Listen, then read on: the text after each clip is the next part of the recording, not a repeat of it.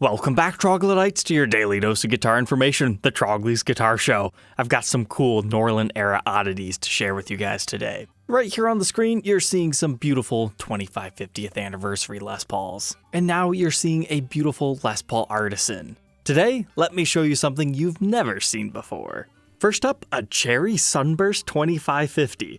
Alright, just in case you're not familiar with this model, it's the 25th anniversary of the Les Paul model and 50 years of Les Paul, the man himself within the music industry. Now those numbers were slightly fudged, but this was the first anniversary model that Gibson did that was like super ultra special. Now I say that with an asterisk because the Les Paul is occasionally referred to as like the true 20th anniversary one. It just took a lot longer to develop. Other people call it the bicentennial Les Paul. And then you also have the 20th anniversary Les Paul Customs, where they just got this rinky-dinky inlay right here that said 20th anniversary. But the 2550 was that Big Mac daddy. They had a whole bunch of stuff going on, from the Super 400 inlays to the special headstock veneer. They even had a coil split switch, which was like very new technology back then. So you could get those single coil tones if you wanted them. But 2550s came in Tobacco Sunburst, which is the most popular, followed up by Natural, and then you can find a few Black and Wine Red ones. Black and Wine Red were so rare you used to hardly ever see them, but now they're just showing up all over the place. It's the natural ones that have become hard to find. So this one being Cherry Sunburst is a little bit strange. I've only ever seen one other Cherry Sunburst one, and it was some guy on like a Facebook group. However, I wasn't sure if it was a refinish or what was going on with that one.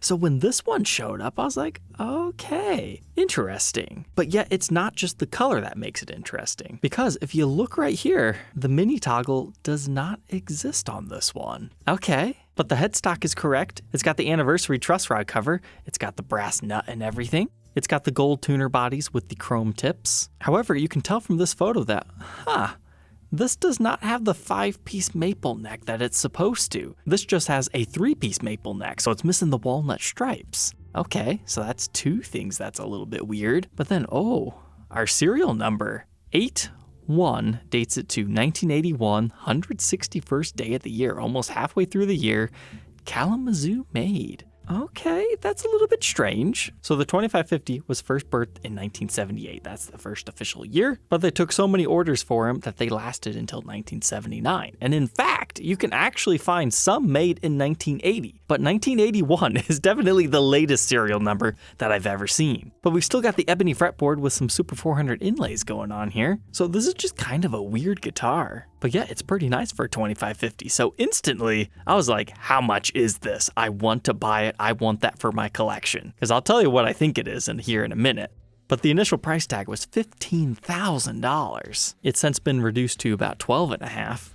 My best guess for what this thing is it's an employee parts guitar. Or perhaps the factory was trying to use up old bits and pieces so it doesn't go to waste. So my hypothesis is this is not actually supposed to be a 25/50th anniversary body. It's just a regular 2-piece Les Paul custom that Kalamazoo did occasionally crank out. Because if you read the serial number, it is Kalamazoo made, despite the Made in USA stamp actually going the incorrect direction. Occasionally Kalamazoo would do that, stamp it horizontally instead of vertically. That's usually reserved for Nashville's. But you can also see this massive volute back here, telling of a Kalamazoo made instrument. Like at first, the KZ guys, they were like, no, we don't want to do volutes, so they kind of made them small. But then by the late 70s, early 80s, they make the biggest honkinest volutes. 81 into 82 is a transition year back into the mahogany necks, but this, despite the dark red stain, kind of still looks maple to me, but I could be wrong on that. But that's definitely just like a regular Les Paul Customs neck. So it seems to me that there was just an extra 2550 fretboard and headstock peg veneer hiding around somewhere, so they decided to use that instead of the regular stuff. It's either that or this whole thing has been reworked to look like this, because occasionally you can find those parts for sale separately. Because here's the other thing that spooks me about this one.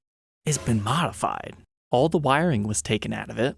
At least they still have the original parts, and that dates to 1978, 5th week, so that's pretty early, even for a 2550. So it might be that somebody just threw these parts in here to throw people off the trail. But apparently what they did here is they modernized our control layout here. Since we don't have the mini toggle switch right here, they put a modern push-pull in it. Now, unfortunately, the seller does not have any photos of the backside of the pickups, but that would also help us determine what kind of pickups did they put in here. I mean, if they're able to split it, they either put new pickups or it still had the Series 7s, which would be kind of strange. But if you zoom in here, it was also recently refretted, which was just such a kill for me because I like the fret nib bindings. It looks good. I know guitars are meant to be played, but something like this is more so of an oddball collectible. So that was a bad move on the owner's part, refretting it, unless this was their main gigging instrument, but looking at it, it doesn't seem to have been played that much. Looks like they also replaced our strap buttons with the Dunlop style. It looks to me that the bridge might have also been replaced. But okay, we do still have the Sustain sisters here, so at least they still did that for this particular body. But another great example of like an employee parts guitar, or just a factory parts let's use stuff up guitar, is my blue Les Paul Artisan. You can check out this review and demo if you need to learn more about it. It was produced way outside of the Artisan era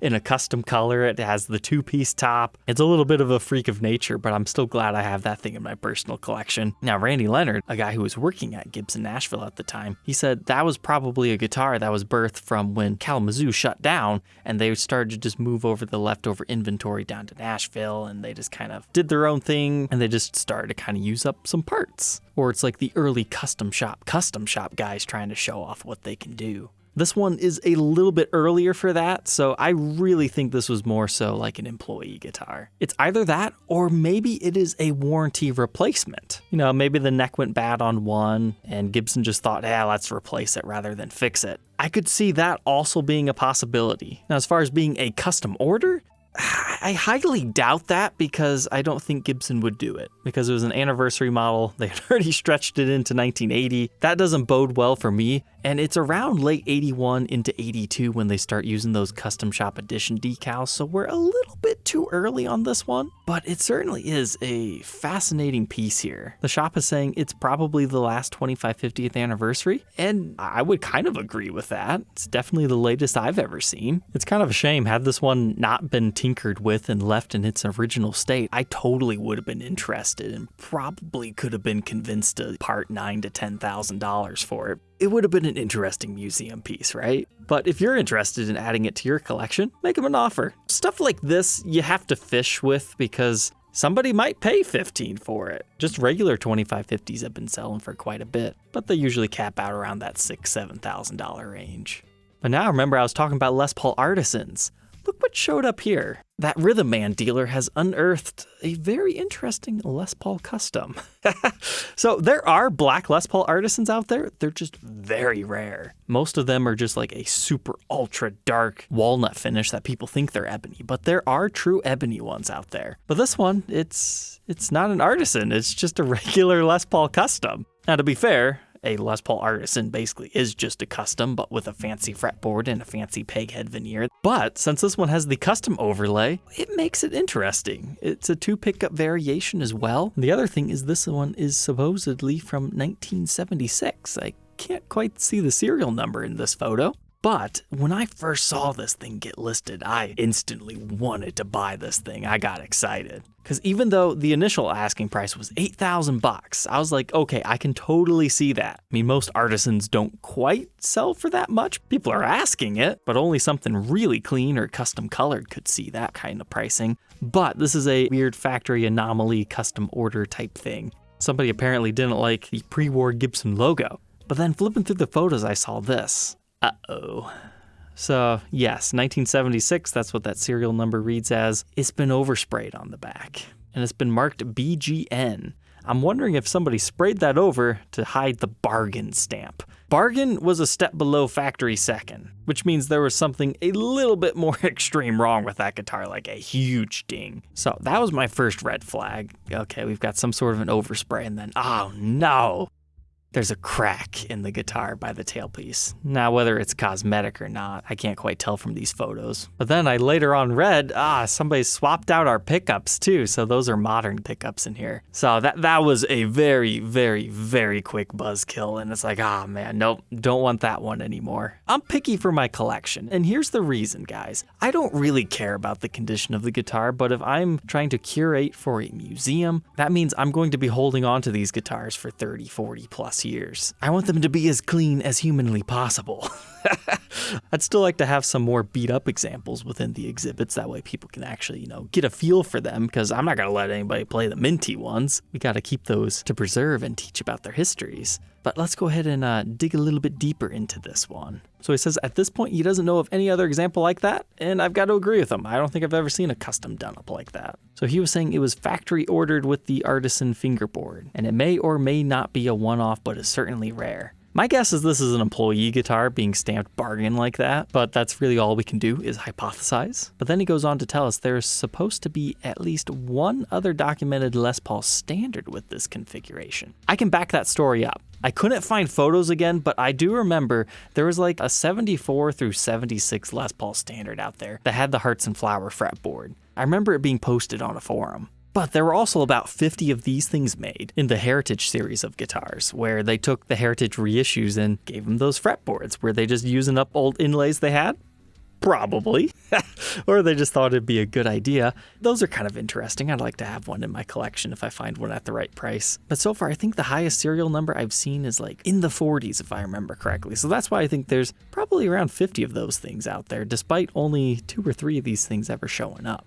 They're kind of cool. And I tell you that just in case you don't like the Les Paul Artisan for whatever reason, you do have a couple of other options out there to get the Hearts and Flowers, rather than buying the old banjos. The problem with a guitar like this is it's been modified. It's really no longer collectors, so it's a really weird gray area where you had to find a player who's willing to pay a premium for the unique specs despite not being all original. Like, it takes a very specific buyer for this guitar. But then, yes, he does confirm that a very light black spray added just over the serial number. He's trying to say that it might be to protect the decal. I mean, the decal's already under the finish, so I'd like to see that blacklight photo to see exactly what's going on there. It's possible this has a storied past where it was stolen and somebody was trying to hide the serial number. And it's also possible that this is just a replaced fretboard. You can't rule out things like that. Now, I'm not saying that's the case. I mean, it likely left the factory like that. I could believe it. But you always got to be careful and questioning on things like this. Like when I bought that blue Les Paul Artisan, I bought it knowing full well this might just be a refinish. Some things you just can't tell until you have them in person. So that's why I decided to pass on this one. But I can totally see somebody wanting to pick this up for like $5,000 and just enjoying it as it is. But that's the 2 unique ones that I wish I could have added to my collection, but darn modifiers. Speaking of which, if anybody knows where there is a white Les Paul Artisan, let me know. Now, we've got the Artisan Lite that was custom ordered in 1988, apparently. We initially talked about this one in that episode, and then we saw it get listed at an auction site. It didn't sell, so now it's here on Reverb again. Again, another one I would love to have in my collection because it's beautiful. It's a weird custom order thing, but somebody messed with our finish, and yeah, it's just not completely straight. I wouldn't be opposed to owning this, but not going to pay that kind of money for something that's not completely straight, you know? Oh, and I'm not talking about this white one either. However, I would like to own this guitar if anybody knows where that ended up. It is a prototype Gibson Les Paul Artisan reissue that never ended up happening. I know Slabowski has one, but there's got to be a couple others out there. That's something I need to own. But I think that is going to wrap it up for tonight. All right, Troglodytes, don't forget to like, comment, and subscribe, and we will catch you tomorrow on the next episode. Take care.